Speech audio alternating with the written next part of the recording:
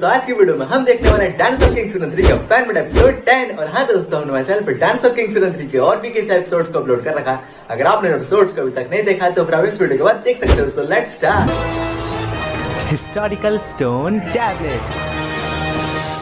तो दोस्तों, हमने पिछले एपिसोड में देखा था कि किस तरह डी टीम और अल्फा गैंग जुरासिक पीरियड में जाकर डायनासोर की हर प्रजाति को लुप्त होते हुए देख ही रहे होते हैं। और ये सब देखने के बाद मैक्स, रेक्स, जोई के साथ ही साथ अल्फा गैंग और शिप के सभी मेंबर्स भी बहुत ज्यादा उदास हो जाते हैं। और फिर वो सभी लोग टाइम मशीन के बाहर की तरफ देखते हैं कि किस तरह डायनासोर की हर प्रजाति खत्म हो रही थी। लेकिन इतने बड़े एस्ट्रॉइड के धरती से टकराने के बाद बस धरती पर रहने वाले डायनासोर्स ही खत्म नहीं हुए, बल्कि पानी में रहने वाले डायनासोर्स और आसमान में उड़ने वाले सभी डायनासोर्स भी उनके साथ ही साथ खत्म हो गए। और इतना सब होने के बाद मैक्स देखता है कि धरती की सतह के ऊपर कई इंच मोटे धूल के बादल छाए हुए हैं। और फिर मैक्स देखता है कि कुछ ही देर बाद वो सभी बादल खुद ब खुद हटना शुरू हो जाते हैं। और फिर मैक्स देखता है कि बादलों के हटने के कुछ ही देर बाद धरती पर दूर दूर तक किसी भी डायनासोर का नामो निशान नहीं था। और फिर मैक्स देखता है कि बादलों के हटने के कुछ ही देर बाद धरती बिल्कुल साफ नजर आ रही थी। और ये सब देखने के बाद मैक्स जोनाथन से कहता है, जोनाथन, क्या तुम टाइम मशीन की मदद से अर्थ के उस हिस्से को जरा मुझे पास से दिखा सकते हो जहाँ पर एस्ट्रॉइड गिरा था? फिर जोनाथन मैक्स से कहता है, हाँ मैक्स, मैं तुम्हें दिखा सकता हूँ, लेकिन तुम जरा रुको मैक्स, मैं तुम्हें वो जगह अभी दिखाता हूँ जहाँ पर एस्ट्रॉइड गिरा था। और फिर जोनाथन के इतना सब कहने के कुछ ही देर बाद जोनाथन मैक्स को वो जगह दिखाता है जहाँ पर एस्ट्रॉइड गिरा था। फिर मैक्स, रेक्स, जोई उस जगह को ठीक से देखती है और अचानक ही मैक्स को उस हिस्से में कुछ अजीब सा चमकता हुआ नजर आता है। और फिर मैक्स, रेक्स, जोई उस अजीब सी चीज को देखकर हैरान हो जाते हैं। और फिर मैक्स जोनाथन से कहता है, वो आखिर क्या चीज है जोनाथन, मुझे जरा और करीब से दिखाओ। और फिर जोनाथन मैक्स की बात मानकर शिप को उस हिस्से के थोड़ा और करीब लेकर जाता है। और फिर जोनाथन जैसे ही शिप को उस हिस्से के थोड़ा करीब लेकर जाता है जहाँ पर शिप गिरा था, ठीक उसी वक्त जोनाथन को शिप में अचानक से कुछ अजीब से सिग्नल मिलने शुरू हो जाते हैं। और फिर जोनाथन शिप के मैप में देखता है कि ये सिग्नल्स अर्थ के हर हिस्से से आ रहे थे। और ये सब देखकर मैक्स, रेक्स, जोई हैरान थे क्योंकि अर्थ पर कोई भी डायनासोर जिंदा नहीं बचा था। तो फिर ये सिग्नल्स आखिर आ कहाँ से रहे थे? फिर मैक्स, रेक्स, जोई ये बात डॉक्टर एंशिएंट और डॉक्टर टेलर को बताते हैं। और डॉक्टर टेलर ये सब देखकर हैरान थे कि सभी सिग्नल्स के आने की वजह क्या होगी। और डॉक्टर टेलर बस सोच ही रहे होते हैं। बस इतनी देर में मैक्स, रेक्स, जोई के डायनो होल्डर्स भी ब्रिंग करने लगते हैं। और फिर डी टीम देखती है कि उनके डायनो ब्रेसर में भी वही सिग्नल मिलने लगते हैं जो किसी नए डायनासोर के मिलने पर मिलते हैं। और फिर मैक्स, रेक्स, जोई के साथ ही साथ अल्फा गैंग के अल्फा स्कैनर्स भी ब्लिंक करने लगते हैं। और फिर ये सब देखकर डॉक्टर सी जोनाथन से कहते हैं,